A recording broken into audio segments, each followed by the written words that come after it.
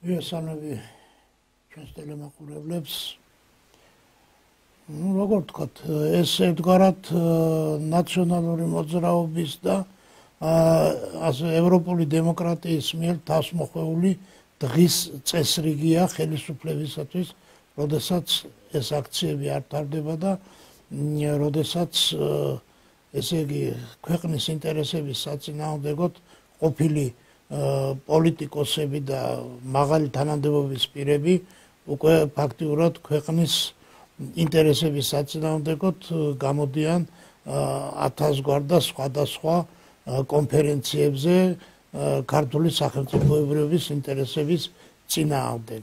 ეს რა თქმა უნდა შესაძლებელია და ამაზე ხელისუფლებამ ღირსიერი მოქმედება უნდა დაიწყოს. რაც შეეხება ამ ქუჩის აქციებს და ამ კვერცხების როლას, ეს უნდა ხელისუფლებამ სასწრაფოდ უნდა აღკვეთოს, სასწრაფოდ უნდა აღიკვეთოს თვითონ ეს დემონსტრაციები, რომლებიც არაფრის მომტანი არ არის და ქვეყანაში ფაქტიურად დესტაბილიზაციის წყაროა და ხელს უშლის ხელისუფლებას იმ თავისი საქმიანობის განხორციელებაში და ყველა ესე იგი ძირითადი აქცენტი გადატანილია მათ მოგერიებაზე. დროა უკვე ამას ყველაფერს მიეცეს შეფასება და აღიკვეცოს. ეხლა აღარ არის უკვე აზრის თავისუფლად გამოხატვის ფორმა. ეს არის ქვეყნის დესტაბილიზაცია. მათ ჰქონდათ საშუალება მთელი ამ თვეების განმავლობაში რაიმე კონკრეტული საკითხი დაეყენებინათ, ის რაც რეალური იყო და ასე ვთქვათ ქვეყნისა და ხალხისთვის მისაღები იყო, მაგრამ ისინი ისე მოითხოვენ ამ ვადამდელ არჩევნებს და იმ პირების ციხიდან გადავისვლებას, რომლებმაც აშკარად ჩაიდინეს საზოგადოებრივი წესრიგის დარღვევა. შეიძლება იქ რამოდენიმე პიროვნება იყოს აბსოლუტურად ცოტა რაღაც შედარებით სამართალთან მწყრალად, მაგრამ სასამართლოს გადაწყვეტილება არის ასე ვთქვათ გასაჩივრებადი და დაველოდოთ იმ ინსტანციებს და შემდეგ მივცეთ მათ პასუხისგებაში მიცემას შეფასება. რაც შეეხება ეხლა სამშობლოს ღალატის მუხლის ადგენას, ეს მუხლი უნდა მე ამაზე რამდენჯერ მაქვს განცხადება გაკეთებული, რომ ეს უნდა აღდგენილიყო.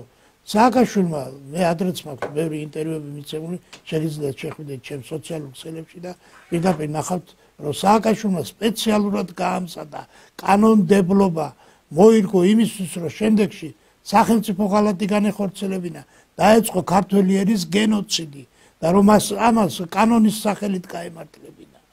კანონის სახელით გაემართლებინა, კანონის სახელით ამართლებდა ის ქუჩაში ჩახოცვებს, კანონის სახელით ამართლებდა ის ეგრეთ წოდებული იპოთეკური სესხით ხალხისთვის ქონების წართმევას, პატიმრობას ბატონო ნიკოლოზ ჩვენ გვახსოვს იქ ღამის ნოტარიუსები როცა ციხეებში ეს ყველაფერი საკანონმდებლო დონეზე იქნა, ცვლილებები იქნა შეტანილი, თუნდაც 757 ბრძანება შინაგან საქმეთა სამინისტროში ვანო მერაბიშვილის მიღებული, როდესაც ყოველგვარი სასამართლოს გადაწყვეტილების გარეშე ახდენდნენ ქონების წართმევას და მოქალაქეების გამოსახლებას. თუნდაც ის მე-40 მუხლი ნოტარიატის შესახებ კანონმდებლობაში რომ შეიტანეს და ნოტარიუსს მისცეს სასამართლოს უფლება, ლეგიტიმაცია მისცეს და ნოტარიუსის აქტის საფუძველზე ხდებოდა ხალხის ბინებიდან გამოყრა. ეს ყველაფერი მიმართული იყო ქართველი ერის გენოციდის წინააღმდეგ და ეს მე მოუწოდებ საგამოძიებო კომისიას, რომ ასევე გამოძიება დაიწყონ ქართველი ერის გენოციდის მიმართულებით და რატომ? ამასინად გაჟღერდა რომ ისო რაც მაშინ მოხდაო, ის უკვე ხანდაზმულიაო და ამაზეო პასუხისგებას ვეღარ მოსთხოვთო ნაციონალური მოძრაობის წევრებს.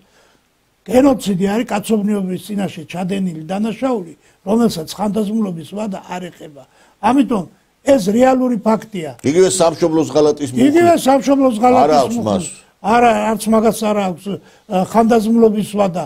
ამიტომ ის ჩვენი მოწოდებები ბატონ ნიკოლოზ, რასაც ჩვენ აქედან ეთერში მოუწოდებდით ხელისუფლებას, დღეს ფაქტიურად ხელისუფლებამ დაიწყო მისი რეალიზაცია დაიწყო, ამას აქვს ხალხის მიერ მიცემული მანდატი და ჩვენ პროფესიონალი უფლებადამცველებით მზად ვართ, რომ გვერდი დაუდგეთ შესაბამისი ასე ვთქვათ კი, ჩართულობით შესაბამისი კონსულტაციები, შესაბამისი დახმარებები გაუწიოთ, რომ ეს თუ არ ამოიძირკვა საშვილიშვილოდ, ეს ნეოტროცკიზმი, ეს სენი დაავადება, გაუკუღმართებული აზროვნების მქონე ხალხის ამოძირკვა ქართული საზოგადოებიდან ჩვენთან არ დაწყნარდება. მე მგონი